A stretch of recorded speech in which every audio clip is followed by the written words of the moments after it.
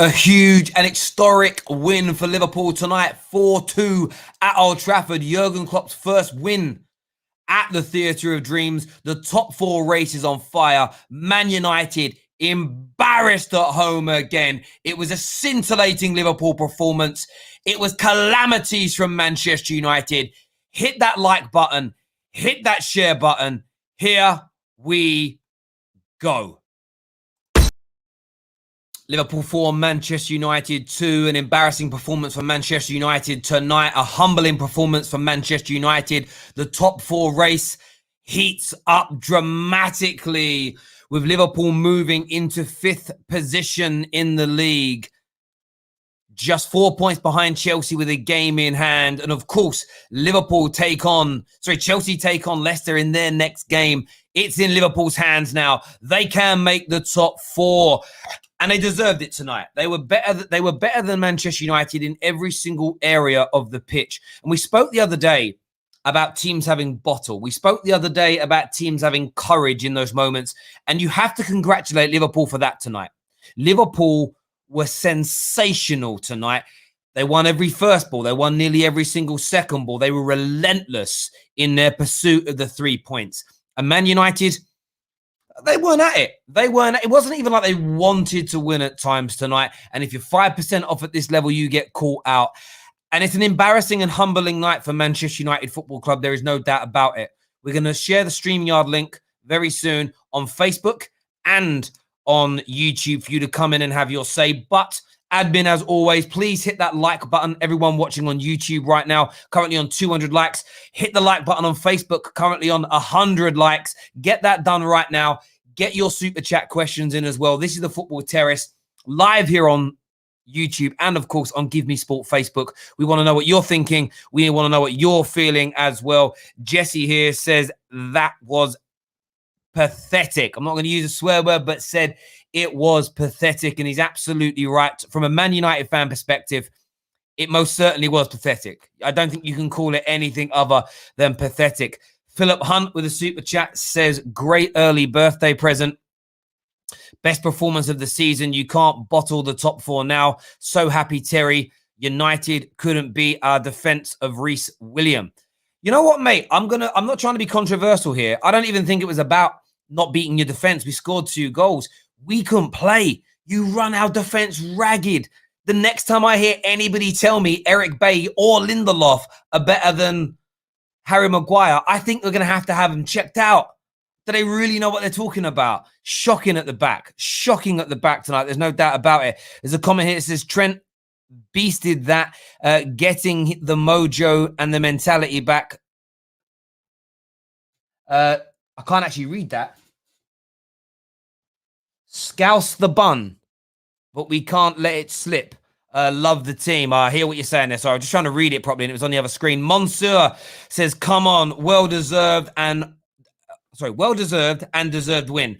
Should have been out of sight earlier. This means more as United rested a few of their team to play us. Listen, it's going to mean more to you. And there's banter aside and there's rivalry here. There's bragging rights, which is one of the biggest reasons I wanted to win as a Manchester United fan. But Liverpool just head and shoulders above Manchester United tonight. Geordie says, put some respect on Trent's name. This is the Trent Alexander-Arnold that we expected to see all season. Sensational. Absolutely sensational tonight, Trent Alexander-Arnold was, especially going forward. His delivery, his passing, his creativity tonight was off the charts. Liam here says, big win. We have to get top 4 now. Went behind, didn't get the pen, but could have fell away. Trent is English best right back. No if, buts, or maybes is what Liam Neville has said there. Do you know what? Some of these streams are getting so big. I think we're going to end up having to go member chat very soon because I can never keep up with the super chats. If I was Ollie, play the team versus Leicester for the last 2 games, plus teach the players how to pass and not be so hesitant when looking who to pass to. Do you know what? Tonight on Man United, because you bring them up, it was just awful. It was absolutely awful tonight from Manchester United. Couldn't pass, couldn't run, couldn't move, couldn't do anything. It was atrocious. Geordie T says, resting players to get slapped up. In all seriousness, good game is what Geordie T has got to say here. Lawrence there on Facebook. Where's that that comment gone?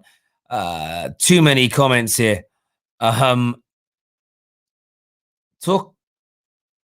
Talking about this match just played, but of course you knew that. Right, I don't actually know what you're talking about before that. So there was a comment I tried to go to, but it's gone. I can't keep up with the comments tonight. They're too damn quick. M and CM says Liverpool have two main central defenders out and still better defensively compared to Man United's defense without Maguire. And you're spot on. There's no defending it. You're absolutely spot on. That was why it was embarrassing tonight. Eric Bailly and Victor Lindelof, not good enough without Maguire holding their hand. It's as simple and as straightforward as that. The top four race, though, and the big question in relation to the top four race now, Liverpool fans, are you going to make it? Do you think you can catch either Leicester or Chelsea? I want your thoughts. I want your opinions. Get your super chats in, but smash that like button. Facebook is catching YouTube right now. YouTube on 385 likes. Facebook just behind you. Are you going to stay in front, YouTube viewers? Malik says, how McTominay stayed on the pitch, I have no idea. I never want to see McFred again. This is a big summer coming up. Absolutely. Do you know the last two games Man United have seen why we can't play without them and why we can't play with them? It's oxymoronic. It's bitter and sweet at the same time. We need their energy, but we need better passers. We need better. There is no doubt about that. You're absolutely spot on. Spot on. Spot on. Aaron here says, we better win every game left after that performance. That'll be the embarrassing bit if you're awful in your next couple of games and get beat by Burnleys and West Broms. Daniel says, what a game, what a result. Top four back in Liverpool's hands. Get in, is what Daniel's got to say there. I didn't mean to click on that one. These chats move too quick. Top two guaranteed Europa final. What's the motivation following Chelsea's loss to delusional AFC Americans? It's Liverpool. There should always be motivation to beat Liverpool Football Club. That's it. Your mama says, as a fellow dyslexic, I've never related to someone more than you when you're reading out chats. Big up to you, my guy. I try my best. It's very hard being dyslexic, reading these things live. It's one of the reasons. A few years ago, somebody asked, I got offered an audition for a fairly big football show. And I turned it down because they said you'd have to read a video print like an auto cue machine. And I said, there's just no way I could ever do it. So I didn't even go to the audition because there's just no point. Do you know what I mean? I think I've got a better chance getting a job as a brain surgeon than I do having to read auto cue. Do you know what I'm saying? It wouldn't happen for me. Taking this win with nothing more than a setup in the right direction. The really bottle will be displayed against West Brom and Burnley away fixtures. Away, fingers crossed, as we have struggled against these teams this season. And that will be when the real acid test kicks in. You're absolutely spot on. You're absolutely spot on. Dinesh with a super chat says, we can if we win the next two games. We can if we win the next two games. The last game with 10,000 fans at Anfield for the last push for the top four. Liverpool make it now. I mean, listen, Man United are embarrassed tonight, but it's going to be either Leicester or Chelsea that end up with egg on their face come the end of the season. Hamid says, I'm glad we won decisively. If we don't get top four after this performance, it'll be beyond shameful. But are you worried as a United fan? The final is not that far away. It's a great question. A lot of Man United fans will play this down. A lot of Man United fans will say it's a nothing game. It's 2 games running where we've underperformed. We have to shake this off and get into a winning mentality before this final. You do not want to go into any cup final rusty, shaky, not firing on all cylinders, because I would say for 80, maybe 75 minutes of today's game, Man United it was their worst performance of the season. Not the worst result in terms of scoreline, but the worst performance. We couldn't pass, couldn't tackle, we couldn't defend. It was the worst performance I've seen in a long, long time from Man United. Well deserved, but a lot of that forced by Liverpool, by the way. The press was immense. Trent was amazing. Thiago, very good in the middle tonight. Mo Salah and Jota look dangerous up front. And do you know what? 1 goal in 24 games for Bobby Firmino. And upstep Eric Bailly and Victor Lindelof with a sprinkling of Fred. A man gets a brace. Nearly scored the first hat-trick at Old Trafford for a Liverpool player since 1936. Since 1936. 1930. Do you know what? How long ago that was? World War II hadn't happened. Hitler was being voted as Times Man of the Year. The world didn't know Hitler was evil. That's how long ago. That's how long ago a Liverpool player nearly got a hat-trick. And we let 1 goal in 24. Firmino nearly do it tonight. Think about that. Let that sink in. Jeez. Simon here says, we didn't have to win. We still finished second with a win against Fulham, whilst Liverpool needed this win to have a slim chance of Europe. I hear you, Simon, but I don't care about that element. I care about beating Liverpool every single time we play them, even if it's a pre-season friendly. But Liverpool were the best team tonight, and they deserved it. They deserved it. Winning is a habit. You don't list exactly. Winning is a habit, and you want to stay within that habit. And also, you want to win the season strong. We have bad results in the last 2 league games. You leave feeling deflated, and you don't want that. You don't want it. The cost of LFC back 4 put together couldn't buy 1 United defender. Coaching over cash. Listen, your back line. Listen, Liverpool's back line tonight was good, but it conceded 2 goals. Great last-ditch defending to stop an equaliser coming in. But it was Liverpool's front line and your midfield that smashed it today. I get your point, though. Man United's back line was shocking. And investment is needed. There's no doubt about that whatsoever. Joe here says, embarrassing. Cup final and pretty much second wrapped up. And Liverpool struggling to get anywhere near the top 4 after all the mind the gap comments last season. I'm sure I'll still sleep well tonight. I'm not worried. There's pretty much a dead rubber games. Bigger games to come. You know what, Joe? I respect your opinion, my guy. But when it comes to playing Liverpool, for me, any defeat is upsetting. A 4-2 slap is always embarrassing for me, my guy. Poor in set pieces. Guys, Valencia are good in that. And that's also true. That's a great point before we start bringing the callers in here.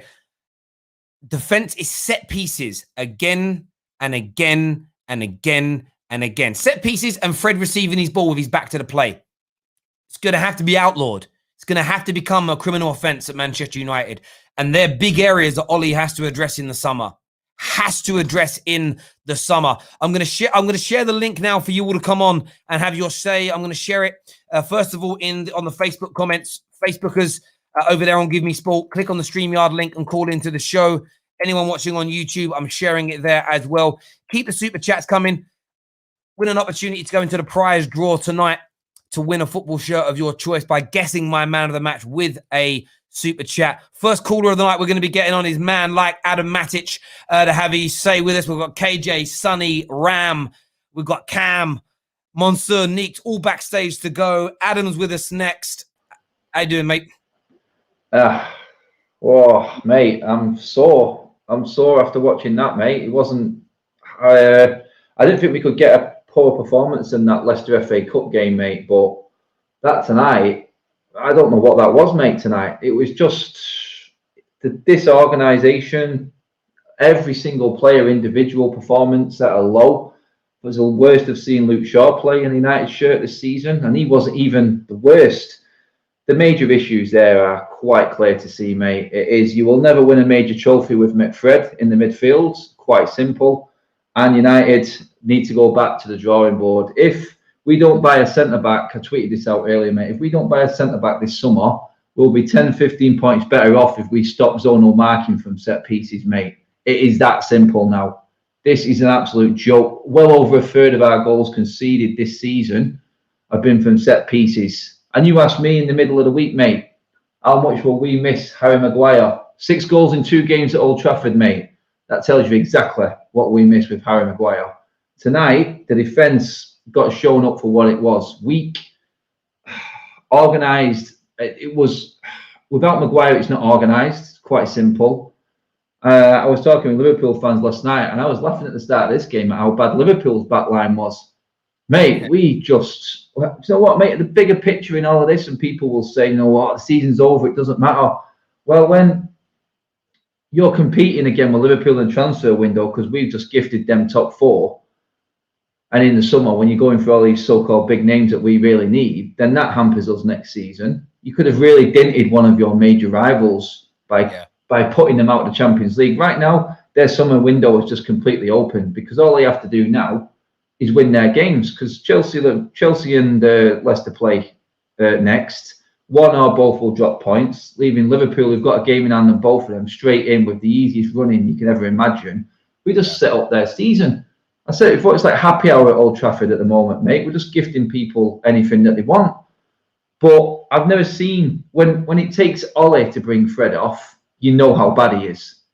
I've never seen a worse midfield performance out of Fred and McTominay than that today. And then Matic comes on, just takes over from Fred, giving the ball away constantly. It's like we completely have switched off from the season, mate. And we're just finishing the season now like we started it. Absolutely all over the place. We were the best team in the league in terms of games lost before this week started. Now we've just fallen into mediocrity in terms of the stats again.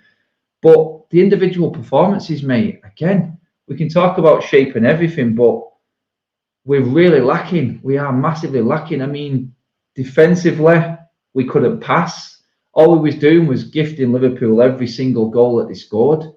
It was a simple tactic for Liverpool tonight, which was just give United the ball and wait for the mistake, and we gifted them everything. I mean, the goals, mate, Pogba for the free kick before half-time, he gave the free kick away, then he got caught at the back post. Fred, Shaw, Henderson, who do you want to blame for the third one? Mate, it was one after the other. Yeah. People are trying to come at me about Henderson. I'm like, yeah, he made a mistake and he was poor tonight. He really was, but you cannot go in at Henderson without going in at Fred and Shaw before that third goal. And then his positioning for that last goal. Look, even I can't defend that. That was embarrassing, mate. Yeah, I thought he had a stinker tonight. And I think, you know, he's auditioning for this role. He did himself no favours. It was a really poor performance from him, along with everybody else. As you mentioned, Pogba's marking for the second goal as an example. Fred and everybody else giving it away for the second. Across the board tonight, I know Bruno scored. I know Rashford got a goal, and it was a nice bit of work between Bruno, him, and Cavani, which gives him a little brownie point. But I look at every single player tonight, whether it was mistakes or poor play, everyone was shocking. Every United player was shocking. And look, Liverpool were good, especially in their press, especially in the midfield and where they attacked. And I don't want to take nothing away from Liverpool tonight. But as you say, you know, we had 4 defeats all season. We've added 50% to that total in the space of a couple of days. And it's because we've taken our foot off the gas. And I don't like, as we're leading to a cup final, we've got to get our winning way back. Adam, mate, we'll get you back on with the panel in a little bit, mate. Top man, thank you very much for coming on. Panel's going to be up a little bit later on, ladies and gentlemen, so stay with the terrace for lots more to talk about. Next up, we're going to go to Elite KJ to have his say. What are you saying, buddy? I'm fuming, bro. Absolutely fuming. That was a disgraceful performance. Disgrace. I'm seeing United fans brush it on the carpet. Stop. Don't do that. Because we want to be elite. We want to be an elite team. And these are the games where you've got nothing to play for, but it's about pride, beating your rivals, and condemning them to Europa League, where you show how elite you are. That was not elite. That was disgraceful. Absolutely pitiful performance. All United fans going in on Maguire, stop. Look what happens when Jarhead ain't there, that Slabhead ain't there.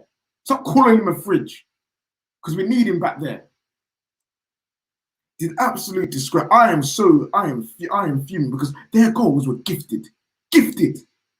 Set pieces again. Whoever is in charge of doing set pieces needs to lose their job and bring in a guy who can use them properly, do them properly. And I'm talking about defensively and attacking because we suck at both. I am not happy whatsoever. Today we would have secured second. Secured it. Condemned the rivals to freaking Kazakhstan. And they do that.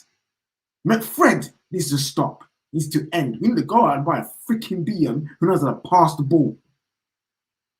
Because we can't go into next season expecting to progress when the two midfielders, our double pivot, can barely pass. McTominay today, when you're not holding his hand to do a sideway pass to someone who can pass better than him, when you need him to actually pass forward and make something happen, he just gives it away. Fred, I called him the bastard, bruv. I'm telling you, he's doing up fraud sometimes. Today he did up fraud. What on earth is he doing today? It's an absolute disgrace. I am not happy. United fans, I'm sorry. I respect you, man. But you ones pushing it underneath the carpet? Not today. Not today. Because that is Liverpool Football Club. That is Liverpool. I forgave the 0-0 at Anfield. I forgave that. I was like, all right, cool, mid-season, need a point, blah, blah, blah. Today, they had Williams and Phillips at the back. Williams and Phillips. And guess whose centre-back pairing looked like the amateurs? That says it all. Absolutely fuming, Terry. I don't care. No one can come and tell me about, but the season's done. But we're in a freaking final. Get this ready. They're not ready, Terry. They're up there thinking of winning the Europa League already. You haven't. We have got games to freaking play. We've got games to play. Win those. Win the final, and then you can go on the beach and relax and think you're the best and think you're elite. But you're not there yet. You're not elite. These boys are not elite yet. You need to get sort this out, and then you can start thinking about your elite. Go win major trophies, and then start thinking you're elite. Right now, today, that is not elite, and that's not what I want to see. And United fans, we should not be sitting here being like, oh, yeah, it's a nothing game. Because it wasn't a nothing game. This game was to prove that we've got this mentality. KJ, we'll get you back on with a panel real soon. Passionate words there from our host, the Man United fan, Elite KJ. Make sure you're hitting that like button, ladies and gentlemen. Over 3,000 people watching live right now across all platforms. So all of you hit this like button, share, come and subscribe to the Football Terrace here on YouTube. Come and get that done right away. Kamal here with a super chat says, maybe now we'll see that David De Gea is not the problem. The defense is crap. Dean Henderson did a good job, but seemed to be eager in the first goal and third. Fred, don't get me started. AWB played well. That is saying a lot. Do you know what, my guy? I feel like, I see all the likes going there on Facebook. Thank you very much, Facebookers, for hitting that like button so many times.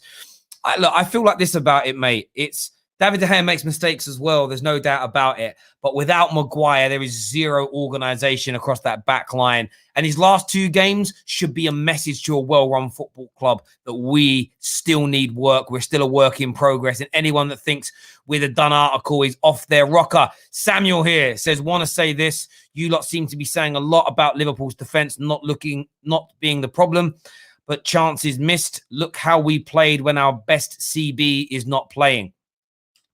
Listen, I've always said Liverpool's biggest problem this year has been finishing their chances, not their defence. Of course, their defence isn't as good as last year, but it's the conversion rate, my guy. Sibi here says, it's always the set pieces, bruv. It's disgusting. Craig with a super chat says, today has highlighted the fact that we actually need 2 new DMs as opposed to just one. Even if we were to sign one DM, what would happen would only be one injury away from mediocrity. We have another super chat that's just come through here. Keep these super chats coming. Jeremiah says, cheers, Terry. Love your channel and all the guests and people driving it. Just wanted to say hello. Hello to you too. Thank you very much for that super chat. We appreciate it. Next up, LFC Sonny's here. Liverpool fan. He predicted a big win. What do you want to say, mate? Mate, if I had a needle, I would inject these United fans. Cheers. I had to mute the callers before because I'm not having this whole narrative where we're going, oh, United was so bad defensively. We missed Maguire, all of that. Just accept how good we were today. Trent Alexander-Arnold, some midfielders wake up and wish they had that passing ability. As a fullback, how do you have that sort of passing ability? He split open Man United's defence. Might not be difficult to do, but we haven't beat... When was the last time we won at Old Trafford? 11 years? Firmino, a striker who, I wouldn't even say a striker, a player who's known for not scoring goals. I think he has 1 goal in the last God knows how many games. Scores 2. And it's not like they were 2 bad goals. Those were instant goals. Trent Alexander-Arnold, I'll give man of the match.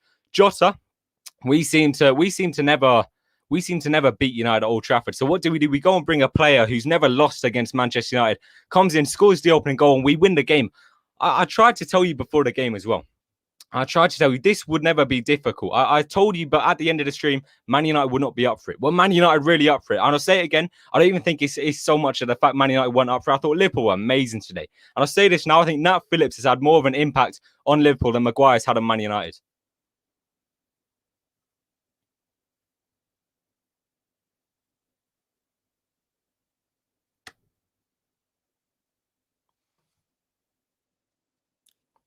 I don't know what to say. You agree? You agree? Nate Phillips has had a bigger impact on Liverpool than Maguire's had on Manchester United.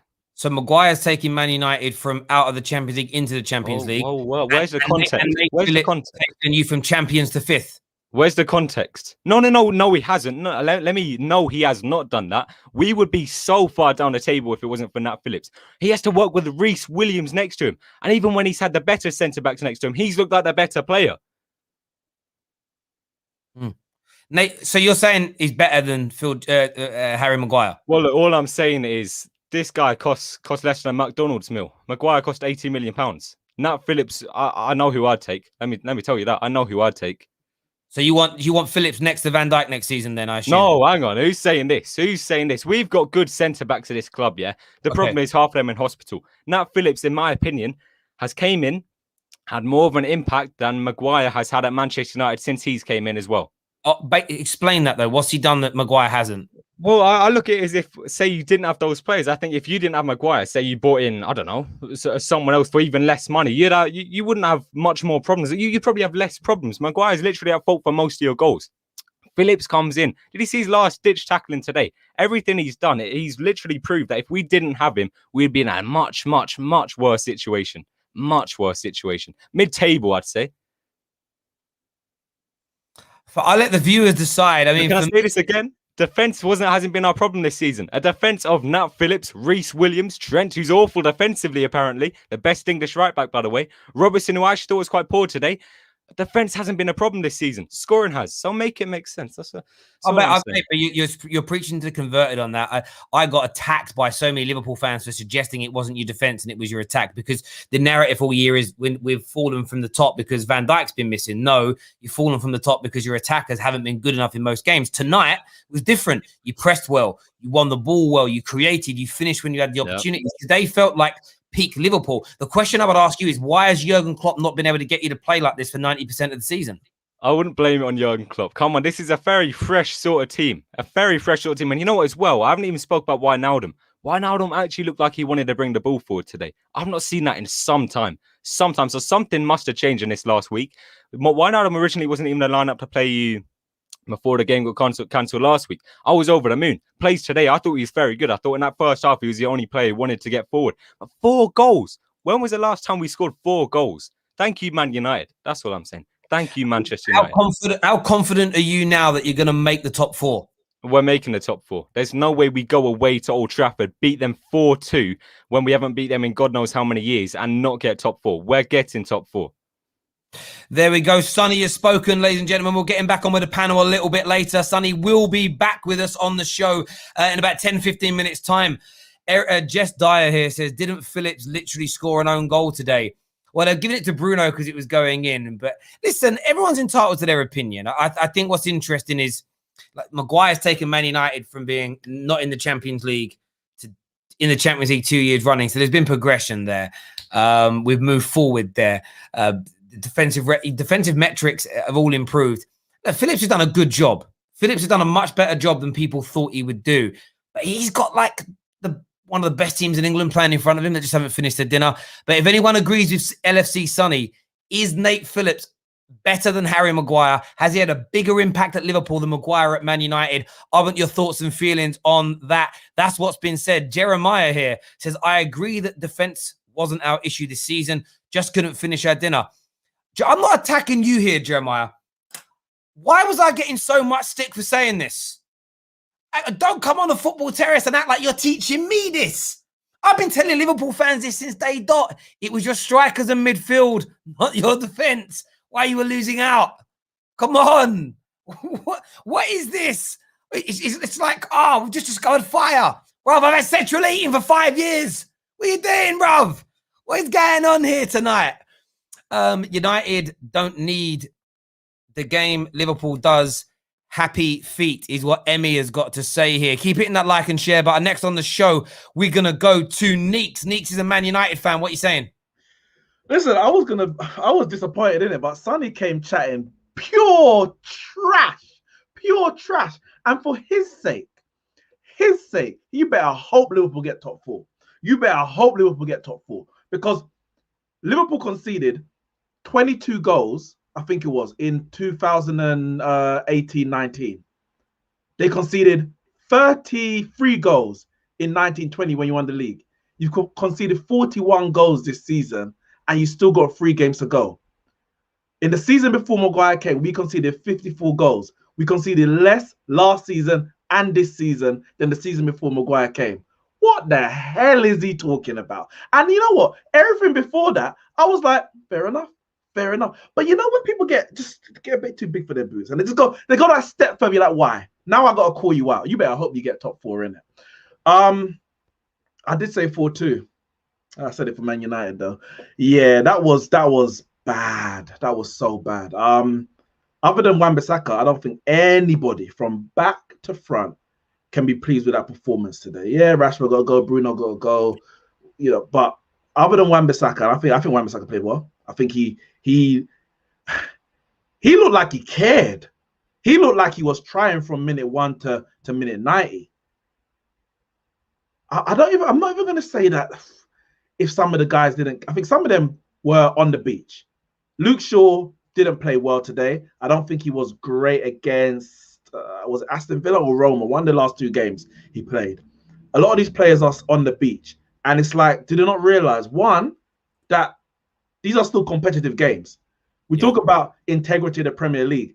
Resting 10, 11 players ain't ruining the integrity of the Premier League. Putting in performances like that is what ruins the integrity of the Premier League, because every game should be played like you're trying to win. And the way some of them played today was disgusting.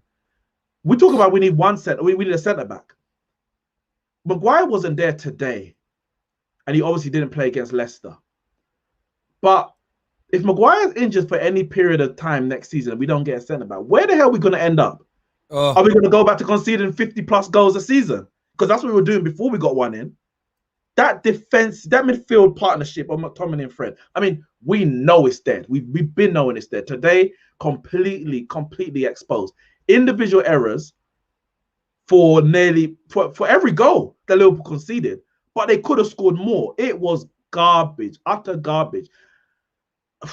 We need to win these last 2 games of the season, because going into that final, we have to bring momentum. We can't be eking over the line, a 1-1 draw, a 0-0 against, I don't know who playing, Fulham and West Brom or whoever it is. We can't. We have to win those 2 games, because the way we play today, we say we lost the last 2 games. What happened on Tuesday? We know what happened. But the way we play today is inexcusable. Against Liverpool at Old Trafford, inexcusable. But listen, Sonny, you better hope you get top 4 in it. Listen, we'll get you back on again real soon, mate. Top man. Next on the show, Canadian Cam is here. What you saying, buddy? Wow, I was just going to come on and talk about the game too, but I watch a lot of sport, a lot of just a lot of takes and a lot of bad takes. I got to switch my mic. I have the wrong mic on. That was the worst take I've ever heard from anybody on any sport channel, period. I'm talking Skip Bayless, I'm talking Stephen A, I'm talking everybody. That was the absolute worst thing I've ever heard in my life. People talk about me being high all the time. That man must have smoked a Jeffrey. I'm talking to Jeffrey from Get Him to the Greek, when he mixed all the drugs into one thing, smoked. You got Puff Daddy able to run for days, and Richard Branson. That man smoked a Jeffrey before he got on here. High on a feeling is the definition of what Sonny is right now. This dude's just flying, and I need some of that, because that was the worst take I've ever heard in my life. Nat Phillips better than Maguire. Nat Phillips, not even better, had a bigger impact on the Liverpool team, would rather in his side than Maguire. Okay, now I'm done. I'm sorry. I had to get that out, because that was atrocious. That was so, like, Brad just started talking, and he probably, if you know when your friends are with you and you're about to start a fight or something and it's a big person, they're trying to stop you, He needed somebody to be like, yo, bro, like you were good. You were good until then. Okay. Now, one thing that hasn't been brought up by anybody, because we all know the Maguire slander should stop now. I've always said Maguire, in my opinion, not worth 80 million, but he was worth 80 million to us because we see what happens when we don't have him. Our defense is shambles without him. Now, the game, May 9th, May 11th, May 13th. When's the last time that's really happened? Maybe around Christmas sometimes, but this is unheard of. People aren't talking about what really is going on. Like, it sucks that, yes, we played terribly, but you can't really expect these guys to be able to run and play the way they're supposed to play when they're playing games like this, back to back to back to back. It was bound, like at some point we were bound to have a drop off. It was just going to happen. It's so unfortunate that we didn't play Liverpool when we were 9 games unbeaten, when we should have played them, when our momentum was there. It's not even an excuse. This is a straight fact. There's not one fan for any team that would not be looking at the schedule and be like, this is insane. I'm worried about the schedule. Like, I'm worried about it hurting them. I hope they just get the next few days off. Yes, I'm not happy with I'm not one of the fans who are just saying this is one of those things where, oh, we don't need to win. No, against Liverpool, you always need to win. You always need a result. Plain and simple, it's Liverpool. If you go up against City, you always want a result. I'm never going to say, oh, we didn't need the result. We did need the result because winning is contagious. But I'm also not going to be super hard on the team in the sense right now because I looked at the schedule and I'm like, we're going to lose some games here. It's unfortunate that we lost the Liverpool game. I was hoping we were going to win it. Fred needs to never play again. I've said that multiple times. Never, ever again. The imbalance in our team is so obvious when you have people. I have friends who don't even watch the game a lot, and they're like, why is Pogba up on the left? I'm like, because we don't have a choice. Like, Jem was in the chat talking about why does Rashford keep playing on the right? It's because we keep trying to do this accommodating thing of our team's just so imbalanced. If you don't put Rashford on the right, you got nothing on the right, right? Or you put Greenwood out there, but we're trying to rest Greenwood because we're trying to rotate. Our team is so disgustingly imbalanced that it's almost going to be a blessing that we lost these games because there's no excuses going into the summer. Because going into the summer, if we'd won against Leicester, if we'd won against Liverpool, what stops the Glazers from looking at us and being like, well, no, look, we're already good enough to beat these teams. We aren't. When everybody's fully fit, we need a proper setup. We need a proper DM. We need a center back because if Maguire gets hurt, we're completely fucked. So we need a proper commanding center back. We need a right-sided attacker so Rashford can play on the left, so Pogba can drop in the middle. And that's what happened today. We were poor, but it comes down to a lot of different things. Like, we're definitely fatigued. When you're talking about misplacing passes, like, I agree. This is one of the worst games we've had with misplacing passes, for sure. So, yes, power to Liverpool. They played great, and they played like a team. To their credit, like, I'm not even going to diss Liverpool because to their credit, they played like a team, do or die. They had to win this game, and they looked like a team that had to win this game. Klopp went out and straight up said, you're going to press the shit out of that team and watch, they're going to drop off. His tactics were spot on. So I can't diss Liverpool. They played really well. And I like to be the trash talking hater, but I'm not going to hate because today they actually played a great game. Trent Alexander looked class. Robertson, that one play where he tracked back on Rashford, that was like that to me is a team that's like, we have a job to do and we cannot leave today without winning. When's the last time they beat us? 2018 at Old Trafford? Then before that, 2014. This isn't a common occurrence. Old Trafford and Liverpool has been basically like, they don't win here. They never win here. So when people look at this, it's never happened. So it's unfortunate that it happened today. And it's unfortunate that what Adam said, the one thing that Adam said that I think was key, and I said it a few days ago that I thought was going to help us in the transfer market, was Liverpool not having a good season and being in Europa. If Liverpool make it in the Champions League, could be a whole different world. It really could. Cam, listen, I appreciate you coming on today, mate, and having your say. Good points made, as ever, my guy. Thank you very, very much indeed. United fans, do you agree with Cam? Was this just a case of fatigue, tiredness, no energy for playing too many games, or were Man United simply outperformed by Liverpool? Keep your comments coming in. The panel's coming back really, really soon. We're going to get Sonny on, Tom on, Adam, KJ, Neeks. Real big panel. We're going to do a few more calls before that. First of all, Monsieur Ahmed is here. What you saying, buddy? Liverpool fan in the house. EMBARRASS, by the way. And great present today. Liverpool win 4-2, top 4 back on. Yeah. Every United fan who says this game was nothing, you don't understand the history between United and Liverpool. That's a hard cold fact. This was about bragging rights. We're having one of the worst seasons we're having in the last couple of years. This is one of our worst seasons. And this was all about bragging rights. And we dominated that game from start to finish. I just want to touch upon a few controversial points in the last few calls. Sonny, Phillips is not had an better impact than Maguire. If you want to, when you compare Maguire about impacts, you got to compare him to the top defenders. He has in the top defenders, he is last in that list. In the Van Dijks, in the Ramoses, in other defenders that's there. But I just completely disagree with that. And in terms of Cam's point, that it's fatigue. It is not fatigue. You had six changes on the Tuesday game. Bruno wasn't playing on Tuesday. Neither was Pogba, Cavani, Wan-Bissaka, Luke Shaw. You had never had McFred or McTominay. Who am I missing? Cavani as well. So you had a lot of players, and you can't use fatigue as an excuse. To be an elite team, you have to go in, week out, game in, game out. This is why Man City is one of the best teams in the Premier League at the moment. Four trophies they're going, and they're firing on all cylinders, looking to win every single game. Now back to Liverpool. That's what I'm talking about, because we deserve that win.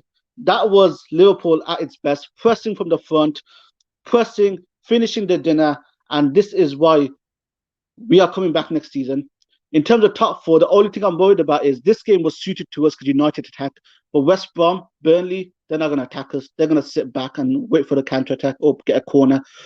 And the only thing I'm worried about top four is, I'm not sure if this works, but if Chelsea wins the Champions League and they're out of top four, do they get the Champions League place?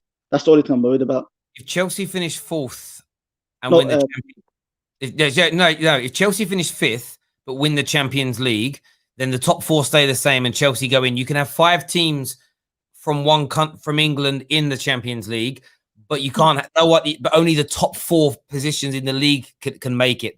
So the fact they're fifth is irrelevant. They could finish 12th, win the Champions League, and they would go into it. So if you finish in the top 4, you guaranteed your position no matter what. That's what. Are you confident? Are you confident, Monster, that you will make the top 4? I'm a fan. I'm going for it. Yeah, I am confident. The only thing I want to get past is the Burnley and the West Brom, because this season the relegated teams have taken 4 points, whether it's Brighton, whether it's Fulham, whether it's other teams. We've struggled against these smaller teams, but we can overcome those hurdles. That's top 4 guaranteed. And FSG, you still need to spend. This ain't over. You still need to spend the money. The big summer coming up. I expect a massive transfer window. There we go. Listen, Monster, thank you very much for coming on, mate, and having your say. Really appreciate that, buddy. Take care of yourself, my friend. Hit that like button. We're nearly on 1,000 likes on YouTube. Just under 500 likes on Facebook. Keep hitting them buttons for us. We're going to go to the panel really soon, but first up, Rax here. Rax, a Liverpool fan. What do you want to say, mate? Great game. Look, I just wanted to say, Sonny, I don't always agree with what Sonny has to say. Quite often he talks nonsense, but the way he's triggered Man United fans is absolute genius. He even left you a little bit dumbfounded for a second there. Well, he didn't trigger me. I was just like, I'm not even getting involved in that debate. It's not even worth my energy. Like, I saw what he was doing though. Top 4. Speak about top 4 for a minute. We had a lot of chat about the game in itself. Are you going to make the top 4, Rack? Are you confident now? If you win your last 3 games, it's a fact you make it. Yeah. Well, we did the show the other day, and I predicted 4 wins out of 4. The United game, it can go either way. But look, I'd be stupid to say I'm not confident. The Burnley game for me is the key game, because the games that have given us our weakness at the moment has been in the air, and Burnley are going to pump the ball into the box and they're going to put us under aerial pressure from the get-go. If we can break them down and score, I think we'll make it. Fortunate though, because there were we dropped some points, and really we shouldn't be in this position. But Leicester have dropped some points, and Chelsea have dropped some points as well, and it's kind of we're still there. So yeah, I think I'm saying 90% confident that we'll make it. There we go. Listen, Rack, thanks for calling in, mate, and having your say. Really appreciate that, buddy. Thank you. Jerome here says, if Liverpool fans believe they will make the top 4, they are delusional. There is no way Chelsea and Leicester are going to bottle those last 2 games. You're missing one fundamental point, Jerome. They play each other. So they will. It's a fact of nature, of maths, of science, of the world that one of them is going to drop points. If Liverpool win all 3 of their last games, they will make the top 4. It's inevitable. If they win their last 3 games, they've got a game in hand as well. Remember, it's not even about bottling it. It's not even about bottling it from Leicester and Chelsea now. They just can't afford to lose. You know, it's Chelsea. Imagine it's Chelsea. Imagine Leicester beat Chelsea. Imagine Chelsea don't make it. That Champions League final becomes everything. Let's get the panel on now, though, ladies and gentlemen. Keep sharing the stream, please. Share the stream on your Facebook timeline, on your Twitter feeds, in your WhatsApp groups. Get your friends, get your family, get people involved. But let's get the panel on now. Let's do this.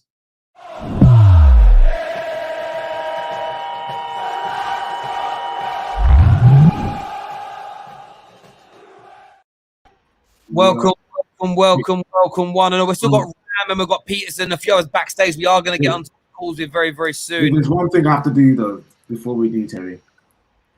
Reveal yourself, Firmino goals. Hey! Look who's back, baby. All right. Look who's back. Stro, yes, bloody hell, Stro's here. Look at that Liverpool win and Stro turns up. No, I'm only joking, bro. I'm only joking. Well, we'll get you on in a bit for a call, mate. We'll get you on in a bit for a call. Top man. Just to see that face. Stro. I want to go to Tom first. Tom hasn't spoke yet. Give me your thoughts on that performance from Liverpool tonight. Oh, Teddy, where do I begin? That is what I wanted to see. That is what I wanted to see from these boys. That attack today, Firmino, Jota, Salah. I went into that game today when I saw the team and I went, why has he dropped Mane? Mane's just this a little bit of form. He's got a little bit of confidence. Why are you dropping him? Jurgen Klopp knows better than me. You would have thought it. All of them played massive parts today. Thiago, brilliant. But Trent Alexander-Arnold, that's what the best right back in England does. When the pressure's on, when it's do or die, he pops up with 2 assists and a brilliant defensive performance as well. But United, I've been saying it for a fair bit of time. I've seen it with Liverpool players. Fred ain't it. McTominay is. McTominay is brilliant, but Fred isn't the man. What? Fred is not the man. I like McTominay. No. Go back. You think McTominay is brilliant? I think McTominay's it. I think McTominay can be the man to lead you in the midfield for the future. Oh, bruv, you don't know about football. I'm sorry. I do. You said it's a full-on wind-up. It's a full-on wind-up. No. Well, Fred, how many beers you had tonight, Tom? You know what? I've been a bit more quiet than usual, but I still believe that McTominay can still lead you to success. He's still a good enough man to lead you to success. He's certainly better than Fred. Listen, Tom and Sonny have come here to just piss us Fred's off. Fred's not setting a high standard. Fred's not setting a high standard. Tom's here to make me feel better because I'm fuming. That's a good joke, my brother. I genuinely believe McTominay is good enough. I think he's genuine. You believe that? I can tell he believes that. By the way, I think Sonny believes his comment about Nate as well. Like I'm not even. I'm not. I don't just say stuff. Straight swap. McTominay for Thiago. No. He's not. Like the thing is, McFred. Like we spoke about it in the stream. McFred to me, I said it's bittersweet. They're almost the oxymoronic midfield of Man United because we need them and we don't need them at the same time. We miss their mobility in the centre when they're out of the game, like against Leicester. But then they come in tonight and the ball, you know, you like bounce the bouncy ball on like a hard floor and it's like ding ding ding ding dong. That's their first touch. They can't. Honestly, it's their first touch is awful. The amount of times Fred gives that ball away outside his own box, that's his kryptonite. He can't handle it. And it's just embarrassing. It's so embarrassing the way they play. Brad was awful. No. It's not embarrassing. Liverpool were just very good. They were very No.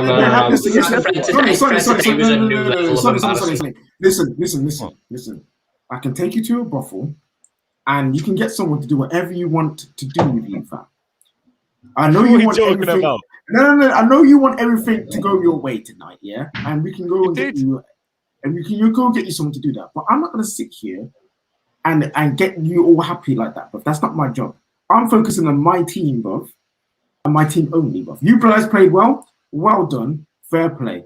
Go get top You four got if you can. outclassed. You got out. Just say it. No, Just no say one is. it. Just But say you got outclassed. my team is what I'm focusing on. If you want someone to go and make you happy and perk you up, bruv, Sonny, we can take you. Liverpool have just done that. Sonny, you did. You outclassed Man United tonight. But the point you're making there, Fred and McTominay weren't bad on the ball because of Liverpool. No, but you were saying they were awful and stuff. They weren't even awful. Hang on a minute. They were atrocious, and they're atrocious against so many teams. What I find amazing, I can see what you're doing here, though, Sonny. You're trying to make. I'm not doing anything. You are, because you're being disingenuous. You're acting like Fred and McTominay haven't been making these mistakes on the regs. Yes, you were good, but they do this regularly. If we had two proper midfielders, you wouldn't have been able to press us and damage us in the same way midfield like you did. 100%. Fred and McTominay are liabilities right now, but I still think that McTominay, when he's got the right midfield partner next to him, we've seen it this season, he's got that room to grow into that ideal midfielder for the Solskjaer system. I don't think Fred has that in him. That's what I mean. Tom. When you've got midfielders that can't make forward passes and have not been able to make forward passes for 3 years, do you start to believe that midfielder can make good line-breaking forward passes in the future? Do you believe that? Yeah, with McTominay, I do, because he was in your youth system. Wasn't he a striker? Yes, so he was a striker. He knows how to get into them attacking positions. What he's had to do with Fred next to him, he's had to babysit Fred. Fred is a liability. He has had to. It's like us and Wijnaldum. Fred. Tom, I respect you, but you are not looking at McTominay like you're looking at Fred. If you look at them with the same lens, I may be looking at McTominay more about potential, to be fair. I may be looking at potential, but the guy's 24, fam. 24. Do you know what I always worry about with any footballer, no matter what level you play at? When you start as a striker and he's already playing internationally as a defender, when you start getting moved back at a young age, it's because you're not good enough. Yeah, well, he must be good enough for where he plays then. Okay, McTominay is a good fringe player. You know, you bring him. If McTominay was playing in the peak Fergie era and you were slotting him in, surrounded by the quality we used to have, you wouldn't notice it as much. The problem we have is he's not surrounded by as much quality as he used to be, and it's damaging. But viewers, McTominay, is he good enough for Man United, as Tom thinks? I want to speak Liverpool for a minute here. I want to go to the United contingent first. I'm going to go to Adam on this. Do you think Liverpool are going to make the top four now? Do you see them winning their last 3 games? Yeah, it's done and dusted, mate. Done and dusted.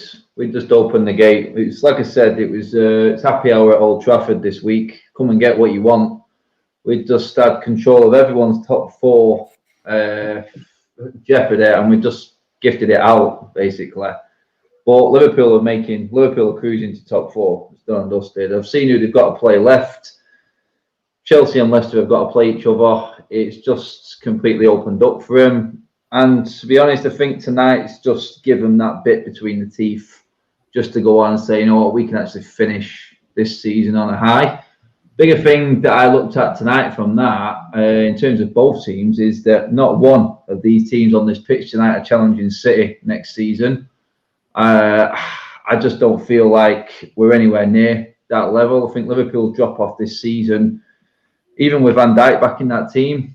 I feel like their forward line is, I think it's coming to the end. The forward line is coming to the end. Van Dijk doesn't finish them chances for us. Van Dijk doesn't put them chances away that Diogo Jota or Firmino misses. Van Dijk makes sure maybe the Rashford goal doesn't happen if Van Dijk's there. Tell you what, Tom, you see him for Celtic though. Some good finishes. No. But you got to understand. No, I look at the bigger picture in all of this. The bigger picture in all of this is that City are miles ahead of both of these teams out here tonight. I still can't figure out how Liverpool's drop-off happened, and it was that bad this season. We had no No. Sorry, you got to bear in mind. What do you mean? Zero senior centre back. Look at the stats. No. I get that's a fact there for goals conceded. But if you look at the past 3 seasons, each season we've massively overperformed expected goals. Our players have just finished chances they never normally finish. This season, we've performed it. this season with our expected goals, we've actually achieved our expected goals. We haven't overperformed it, and that's what happens. I think the excuses for Liverpool are so interesting. You just had a 2.5-3 year period where you were insanely good, and all teams ever in the history of the world drop off after 2 to 3 years. It always happens. Go look. Unless we have got excuses though. Like but your excuses are also null and void because your drop off started. Our excuses have enough reasons behind to cancel. In March, it started in March 2020. You started losing games, losing points. You started the season by getting slap up 7-2 when all your players were still fit. It's just hang on. No, but that's Adrian, we need to have a bit of context. Like I said, there's always an excuse with you, bro. No, it's not even excuses. Like, I can't stand Adrian. Okay. So what about all the losses and defeats and draws and poor performances from the beginning of March 2020 to the end of last season? No. There was definitely a drop off, but this sort of drop off was never going to happen. Like, never going to happen. If we managed, what do you mean? But it did happen. It did happen. That's why I'm using the excuses. I'm saying Sonny, if we did. I said this in the preview, and I think you even also one of the super chats kind of said it. The FSG and the board are to blame for not challenging for the title. You can't challenge for the title with 3 centre backs, one who's injury prone in Matip. Gomez has issues as well. But falling outside the top 4, that's on Klopp. Mm-hmm. That's on Klopp not trusting the centre backs that you have at the club. He was willing and he thought that moving your midfielders back to centre back was the solution, and it's proved not to be.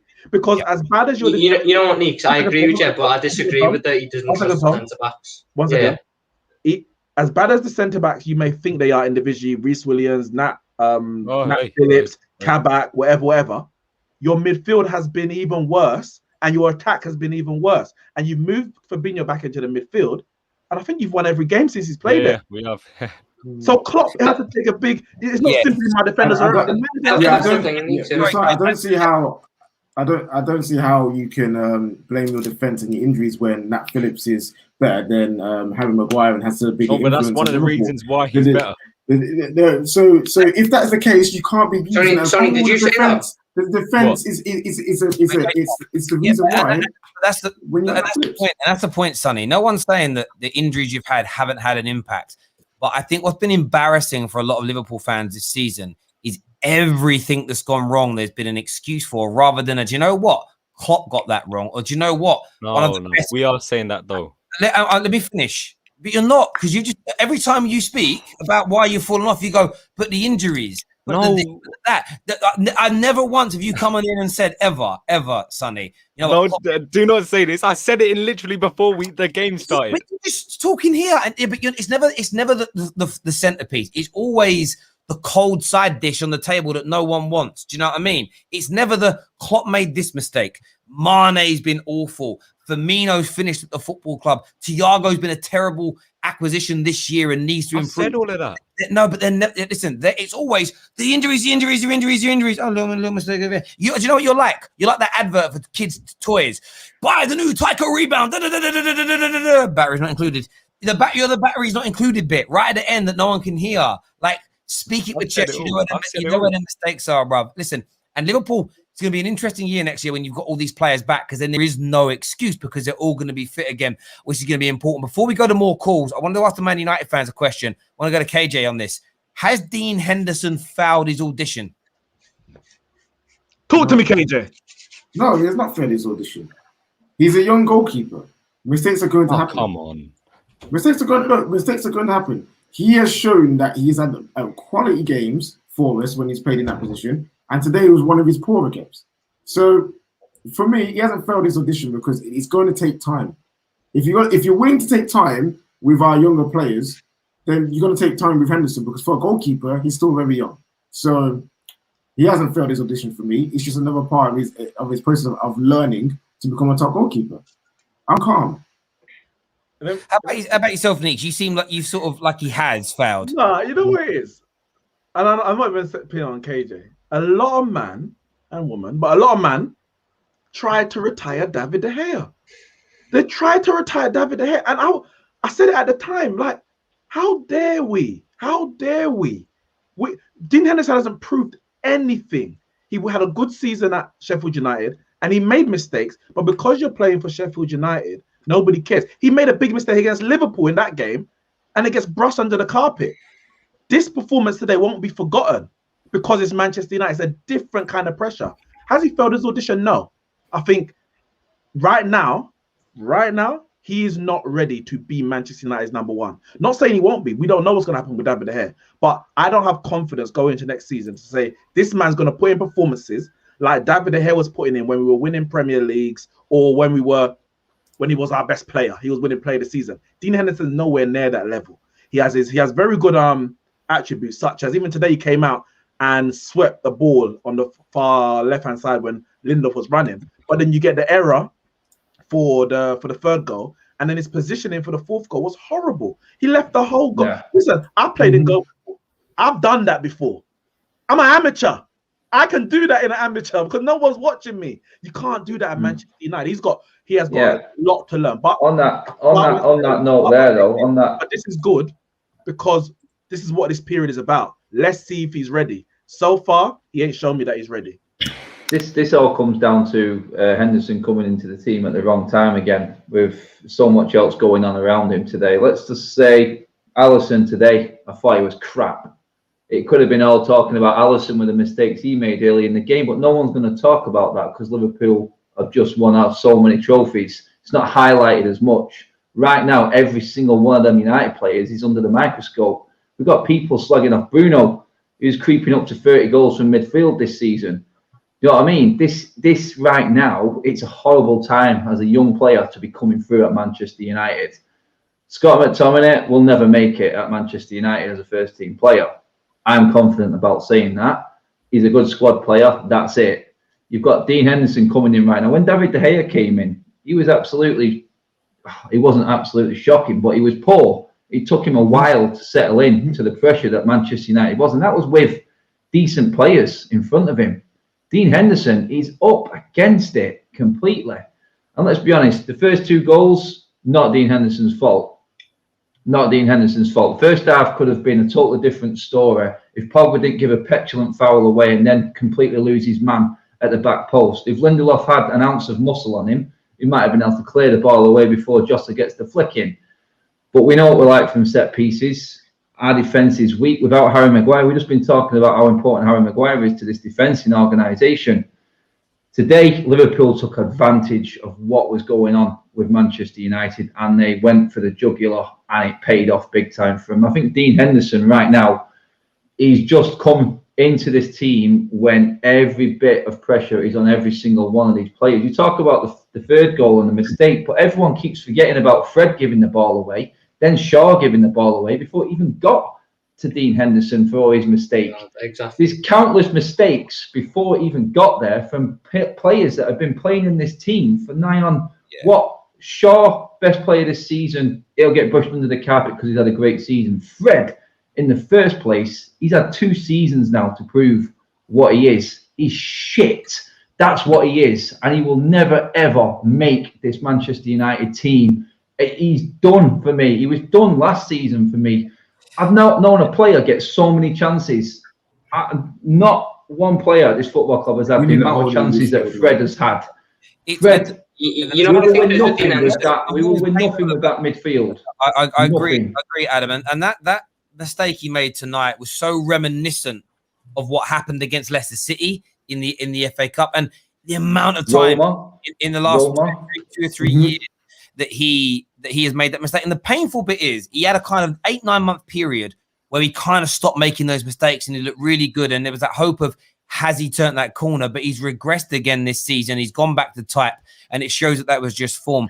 On Henderson, Terry, you know what it is? Hang on, 1 sec. Sorry, Nate. What do you mean? I was joking. I just wanted to kind of turn it around because you keep saying I'm excuses. I've heard you lot talking. I don't know what for the last 10 minutes. I'm not making an excuse for Fred. I'm saying he ain't good enough. That's the opposite of giving an excuse. An excuse. Maybe he's good enough. He's got an ingrowing toenail.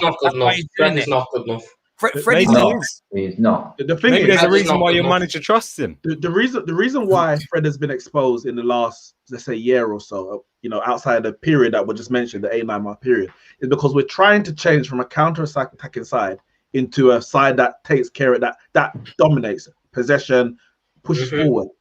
When he's there just to break up play and give it to better players, cool. But when your job is now to play out from the back, take it off the centre backs, turn and pass, both him and McTominay are unable to do it. So that's why professionals notice this year than he has in the past. Yeah, neat on that, Nick. Proper professionals know where a weakness is. It was 2 years ago when Troy Deeney said it. The simplest thing to do is attack Fred and go for Fred, and we will win this game. It happens time and time again. The fact that Ole Solskjaer brought him off today says how bad Fred was, because he pains him to take Fred off the pitch, and today he had to accept it. This is what we cannot figure out. This is the whole thing, because there's no one else apparently in there who can do that job. And this is where, again, this is where criticism for me, I know we need falls on Ole. It does fall on Ole, and that's where, remember we spoke about Ole much tonight. And when I look at the Fred situation, it's on Ole because he continues to play him. Try something different. In terms of, I understand we're trying to transition away from being that counter-attacking team, but sometimes you've got to play with what you have got. I've been critical this year of how high Jurgen Klopp played his line when it was getting exposed all the time. So of course I'm going to have that same energy for Ole. It's awful. He should have made the changes sooner. I've actually enjoyed seeing, for instance, this season, Pogg's done some really good things on the out wide. You could see it in the first half. We didn't have the pace on both sides to spring into counterattacks when we were winning the ball back. We needed to make that change ever before they scored those 2 goals. But they did score the 2 goals. And it's like, right, let's make that change now. Let's start off the second half. How we kicked in. As soon as we made that Greenwood change, we come alive. We got a goal back pretty quickly. We nearly got an equaliser. Tonight, the area of Ole that really frustrated me, and it's tonight why I don't sit in the Ole out camp as such. I don't do the whole, I hate the way he talks in press conferences. Everything he does is horrible. But tonight was the reason why I do not believe we can win a major trophy with him. Can we clap Klopp then? It's major. One sec, mate.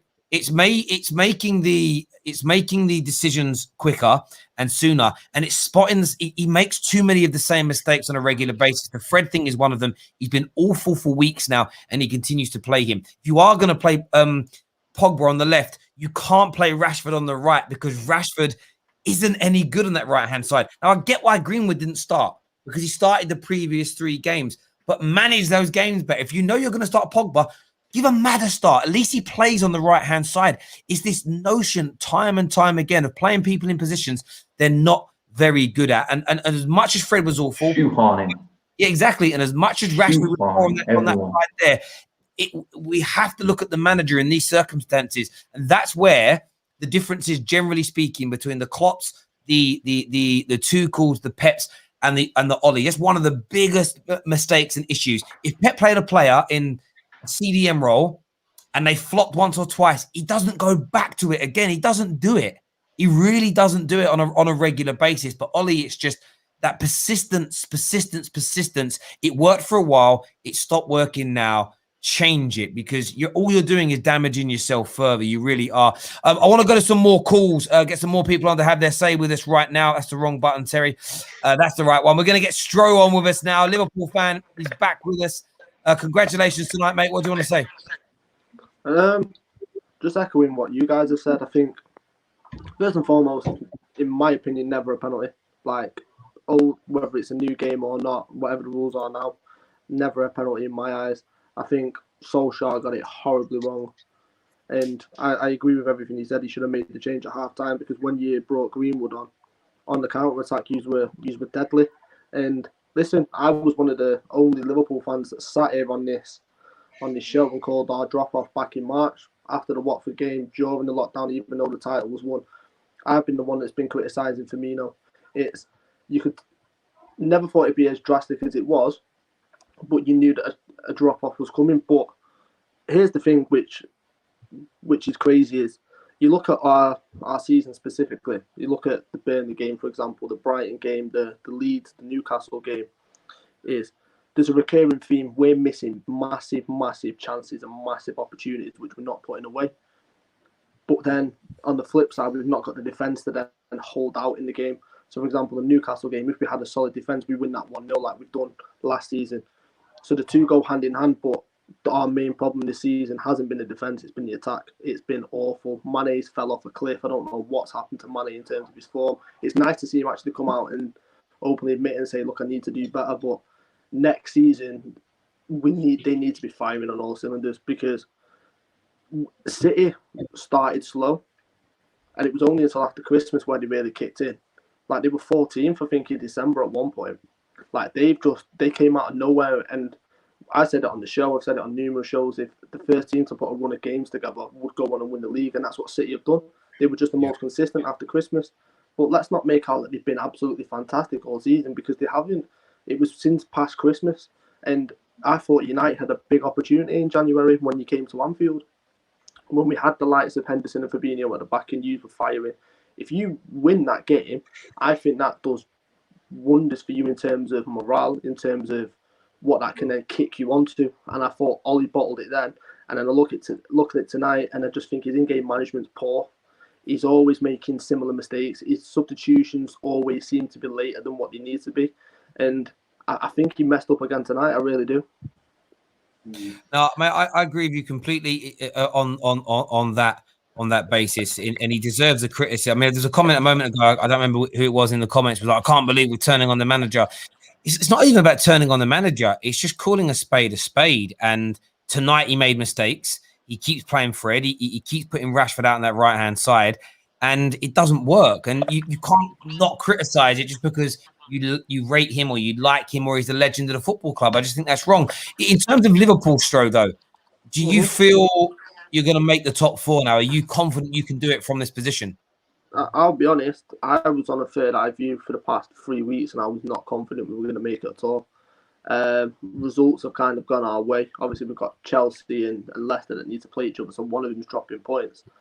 My big concern isn't so much the West Brom game, it's the Burnley game.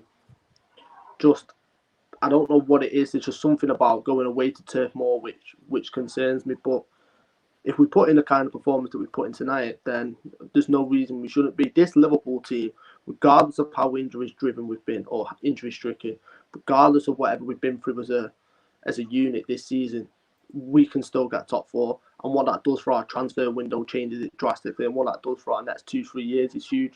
We have to give everything. So I'm more confident than what I was. I'm about 90% confident that we'll do it. It's just that Burnley game's the one that concerns me. Yeah, no, mate, I totally agree with you. Now, the reason that you bring up the transfer window, I'm just looking here, there's loads of stuff trending about Sadio Mane not wanting to shake hands with Klopp. Klopp's kind of addressed it and said there's no problem or anything. But that relationship looked really fractured. And, you know, maybe a lot of people have suggested on socials and a lot of journalists that a big player has got to leave. Having Champions League football might make it, you know, will make it a lot easier bringing in a top quality replacement for someone like Mane. And what makes me fearful about seeing Mane behave like that, you lot maybe making the Champions League, is a certain Jadon Sancho that you're heavily linked Who, to now. by the way, player just won the Pokal target if you do indeed make the Champions League. No, but that thing with Klopp means nothing. That thing with Mane and Klopp, that's nothing. That is nothing. I don't know, you know. No, it's not. How many times have we seen that, Tom? That was different, though. Yeah, what? No, because every time it's different, but it never is. No. He said something. Klopp's never going to come out and say what Mane said to him because he's got to protect squad harmony. But you saw Mane say something. But did Mane really say, I'm leaving this summer? He didn't even know. Obviously, he's not going to say that, but he's going to say, fuck off. I'm not talking to you after you've benched me for Jota. Does that mean he's leaving this summer, though?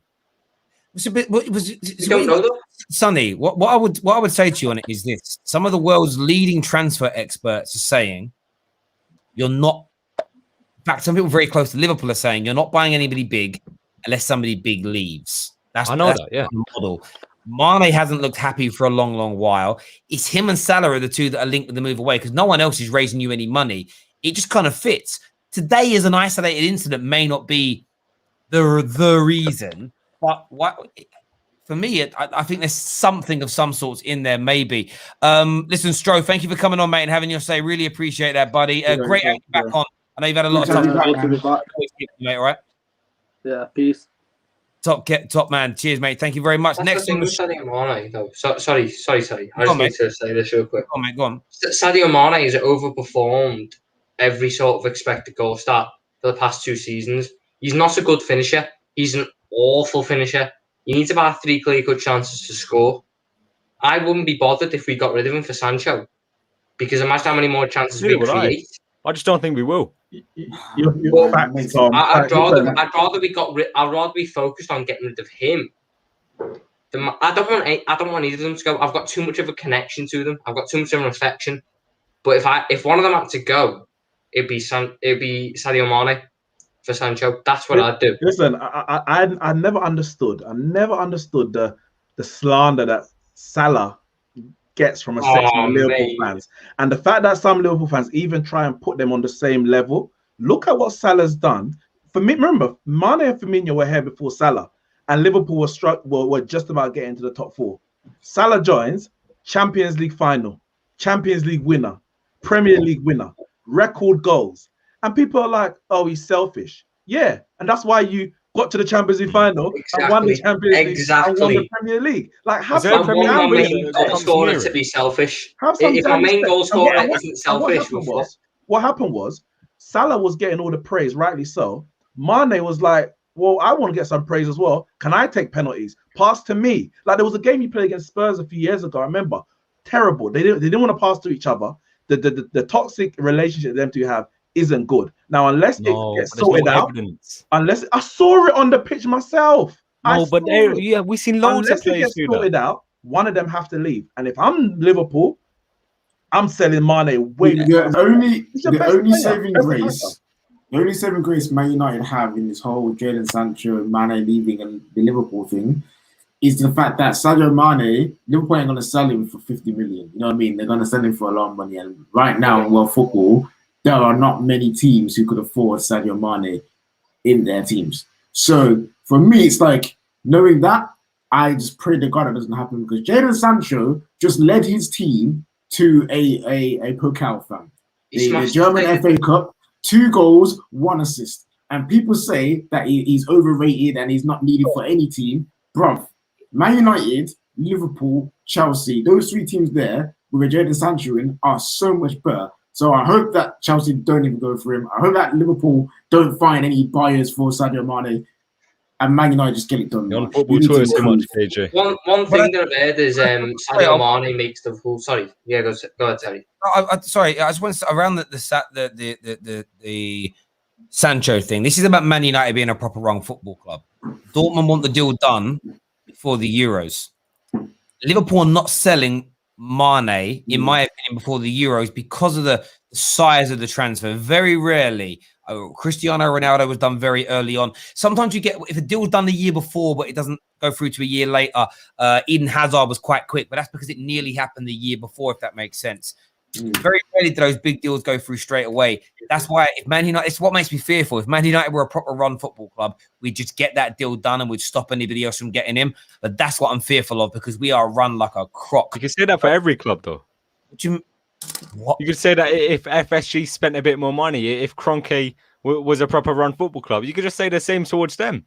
No, Sonny, because we got catered on a year in advance. Sonny, yeah, you can say that about other teams that are not run well. Yeah. The whole point is Man United aren't run well. We should be run better. That's my point. If we were run so more, should the other teams. What's that? I'm not talking about them. But you can. No, but my point is, you can say it for any team. Because you made it sound like when he said if Man United run easily, the deal's done. Like that's. Hang on, bro. No, that's exactly. What are you talking about? That's what you said. No, but the thing is, Sonny, we're not trying to bag on any other team and say every other team's ran perfectly and it's only Man United ran poorly. In this situation, we're talking about Man United and the way that they're ran, and they're not ran good. When we talk about Liverpool, we'll say the same thing. Man United are in the driving seat for this deal. If we let it drag on, other teams can get in there in front of us. If we were run properly, we'd get it done. So I look at it this way, bruv. I don't like my kids being naughty, right? Their excuse can't be, but other kids are naughty. Like, they don't wash, bruv. Like, they've got to behave themselves. Like, I don't care about what Arsenal. No, that's my point. That's stupid. Like, it's so easy to say. It's so easy to say. But it's true. I know it's true, but that's what I'm saying. It's like so easy to say. Like you're making it out as if it's a big thing. If we're run better, the deal's done. If they're run better, the deal's done. If they're run better, the deal's done. If Arsenal's run better, they probably got Ronaldo 10 years ago. What you're not listening to, what you're missing, Sonny, fundamentally in this conversation is we're not up against Arsenal for this transfer. We're up against Chelsea and Liverpool, whose directors of football and purchasing of players is done with precision compared to us. That's why I'm fearful. If we were up against another team that's run shit, I wouldn't make that statement because I wouldn't be worried. Do you get what I'm saying, bro? It's like if I'm competing, like I'm trying to pull a lady I like, but I'm competing against Brad Pitt, I'm worried. If I'm competing against, I'm just trying to think of a man that doesn't look like Brad Pitt. If I'm competing against Phil Mitchell, I feel relaxed, bruv. I'm cool. That's the point here. Like, listen, you've thrown my head now, bruv. No, I had a point. Don't even lie. What do you mean you had? What is your point? Of course I had a point. My point is like so many things are easier said than done. That isn't the point, though. Yes, it is. Yo, Terry, leave him be, please. Let's get Sorry, more mate, callers I on. love you, Brad. I can't understand what you're saying. I don't. Yeah, I can't let this go. I know it's easier said than done, but why should I not be upset that my club isn't run better? I never said you shouldn't be upset. I thought you were making it into a big thing, saying if Man United were well run, the deal would be done. If Man United were well run, they'd be like the best thing that ever happened since sliced bread. I think that's the kind of way you were making it into. That can apply to any club. Yes. Do you know what? Every club that's run well performs well by its own standings. Every club. Find me a club that's run poorly that does well. Well, it depends when you say poorly. So, okay, pound for pound, right? So you wouldn't expect a well-run Brighton to do as well as a well-run Man City. So tell me a club that's run poorly that does well. Well, you're run poorly.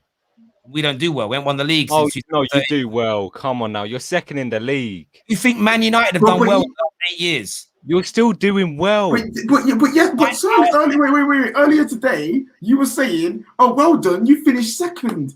Well done. So now you're saying, as a football business point of view, Sonny, I love you. I actually do love your opinions on things.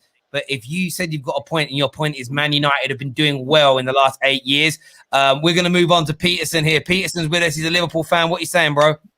What's up? By the way, I cannot see you right now because my screen is frozen, but can you see me? I can see you. Yeah, we can see you, bro. Okay. I just wanted to say that I'm quite happy for the game. It was a really fun game to watch, no matter who won, but I'm quite happy because we won. And, I don't know if you remember, but I can see my stuff now. I don't know if you can remember, but a month ago I came here, I was like, there's no way we're making top 4. But I'm like, maybe yes now. Maybe yes. And I'm really delighted about that. And I just wanted to say something about some United fans saying that the game was not important. You need to think about that. You just probably made Liverpool going top 4. Think about that. And the fact that we're going top 4, that means we're going to Champions League. The fact we're going to Champions League, that means we're probably going to sign big players. Think, people. Doesn't make sense that you're not happy about that. This is dumb. And yeah, freaking happy. No, I get why you're happy, and I agree. That's why, for me, when I saw United fans in the comments earlier talking about, I don't really care, it's a dead rubber, we've already qualified. I'm like, one, we can put Liverpool in the mud and laugh at them. Secondly, we damage their transfer window. Thirdly, I don't think we can win the Champions League next year, but it's a damn sight easier without Liverpool being in it. Take away, because Liverpool will be back next year to a much higher standard. They have still got one of the best squads and best teams and best managers in European football. They just had a really bad season. They're going to come back.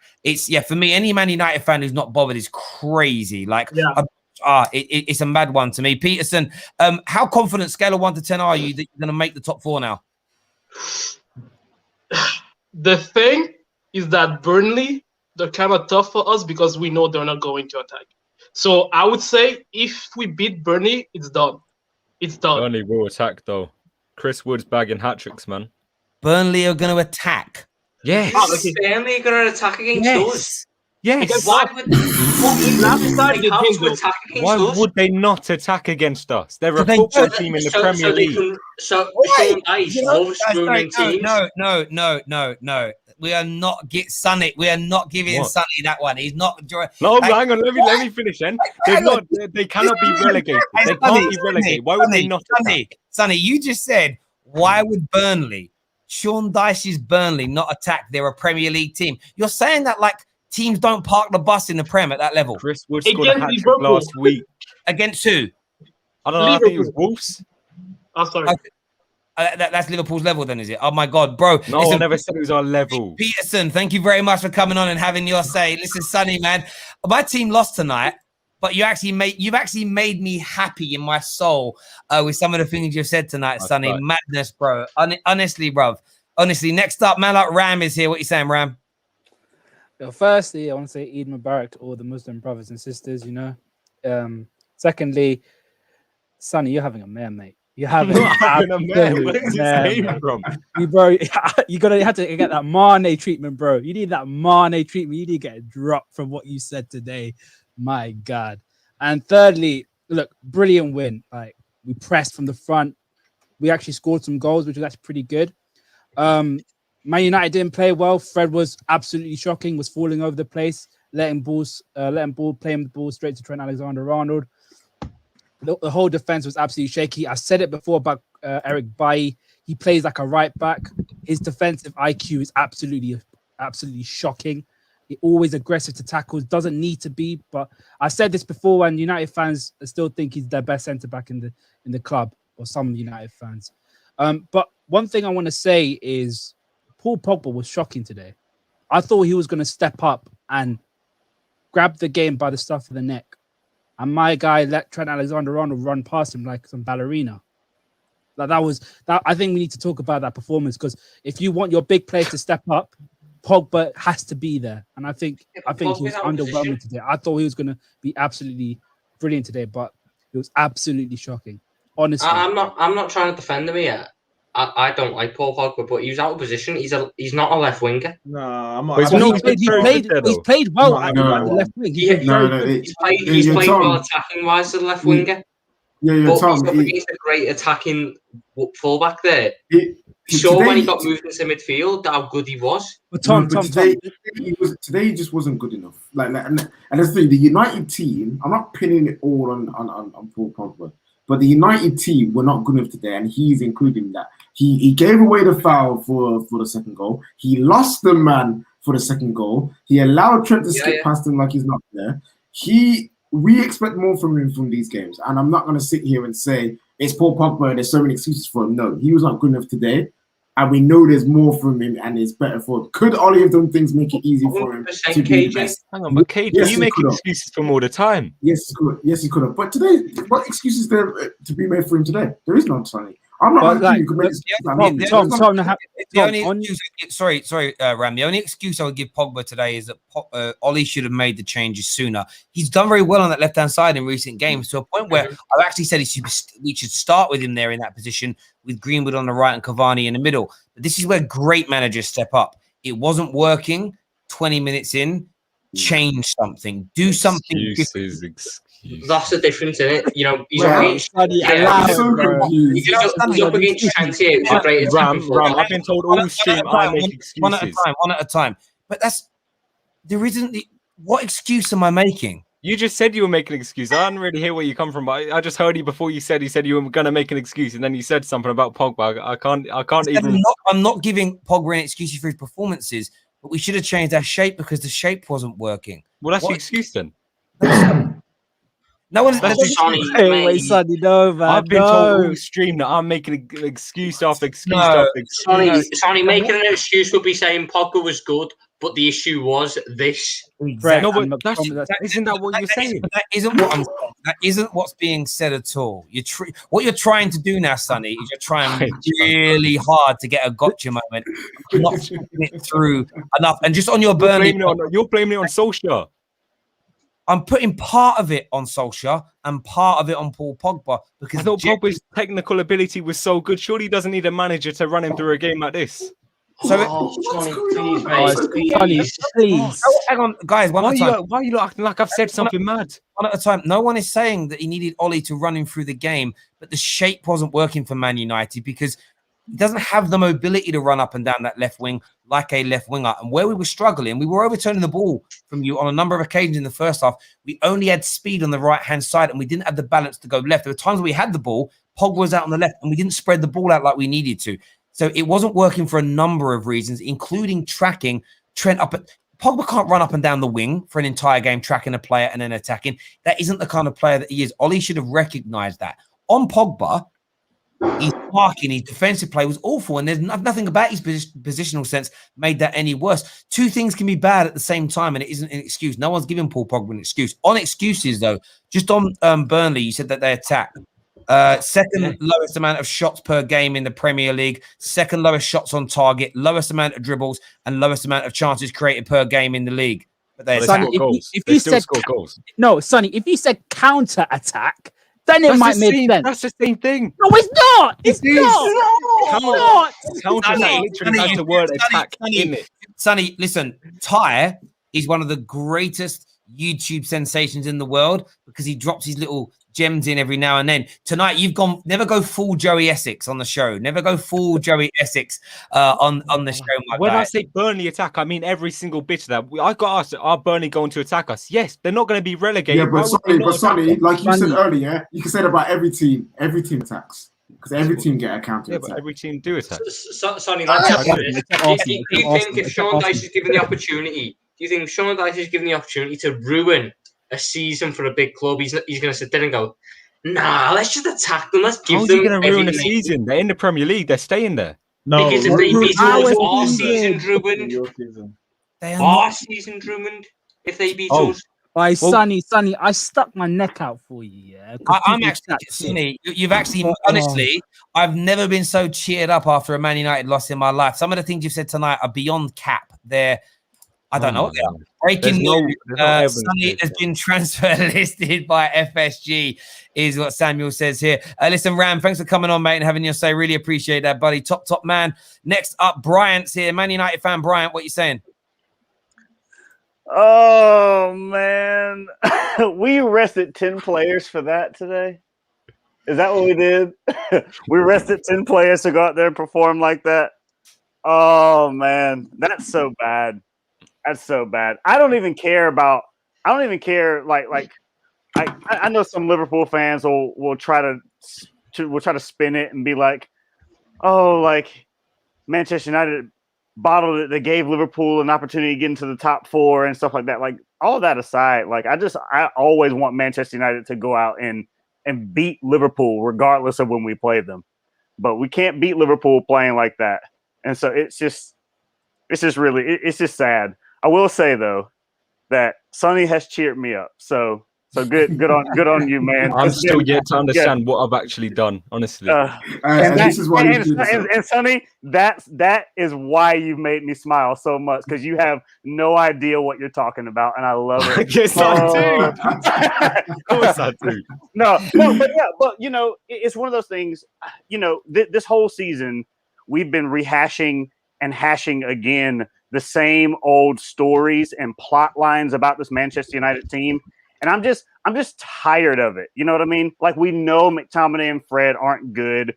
It was like we've seen a large enough sample size of Dean Henderson in goal to see how good he is if he actually is capable of taking the number 1 spot away. And he's not yet. And what that tells us is that Dean Henderson is capable of making rash mistakes. And so is David De Gea after he's given us so many wonderful years. And so now we're kind of blessed with 2 goalkeepers that can show up and be unreliable every now and then, which is like, it is what it is. And I love David De Gea. I love everything that he's given to us as a player, and he is declining. And the hope is that Henderson will get there. But yeah, ultimately going forward, Manchester United just need to get their head down, just push through this upcoming game, win the rest of the games in the league, and then go out and win the final in the Europa League. And De Gea's 30 years of age. Right. Yep. How is he declining? So in a in a Man United shirt, yeah, he is. Yeah, but that doesn't mean you're declining. No, no. Like, So, okay. I'm about to turn on my cam for this. Oh, sorry. We're getting into semantics now. There's Yeah, you really are. Declining at Man United. A lot of players changes as good as the rest. We all kind of know this.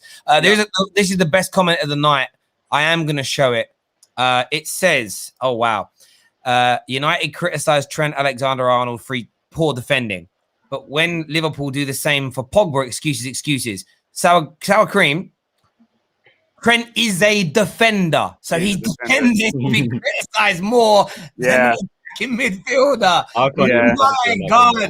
My God. Can you imagine? It's like, oh God, no one has a go at Paul Pogba for his goalkeeping. What? Oh man. My word.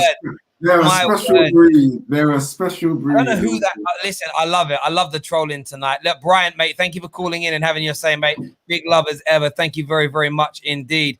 That was a great show tonight. Sonny, honestly, mate, you've cheered me up. I haven't even done anything. Honestly, I've not even done anything that would make you I've been cheer up. looking at Adam. Adam's a little bit like, I don't know if this guy is serious. Is he real? Is he gone? Oh no, I swear to God, I've not said anything tonight that I don't mean. I don't. I ain't falling for it. Harry Maguire? I did, yeah. I ain't falling for it. Honestly, Sonny, you're now moving in the prime category of joy that you give me. You know what I'm saying? Absolutely. I love it. He's sitting there saying that with his little mustache as well. I love it, brother. Like, do you know what I mean? This guy, honestly, Sonny, I legitimately mean I this. mean it. No, I know you do. And that's what I think's brilliant. I love people like you. Like some of the stuff Burnley are going to attack. That's the best. No way you get this myth from that they won't.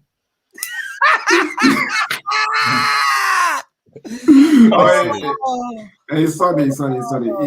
Is water wet? Yes, water's wet.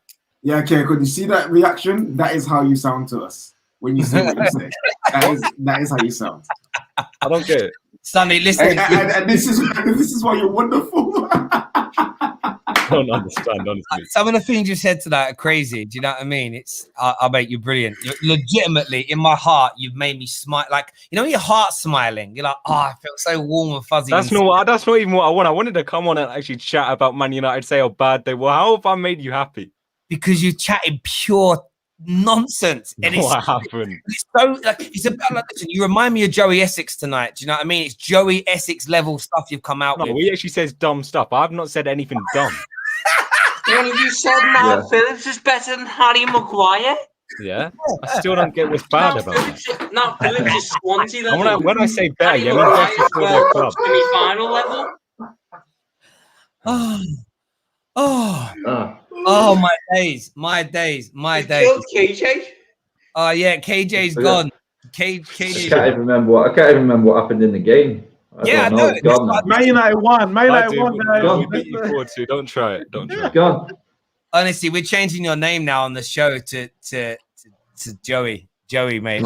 Don't call me Joey. No. LFC Essex, we're going to call you now. LFC Essex, Joey Essex. The LFC Joey sounds better, bro. LFC Joey.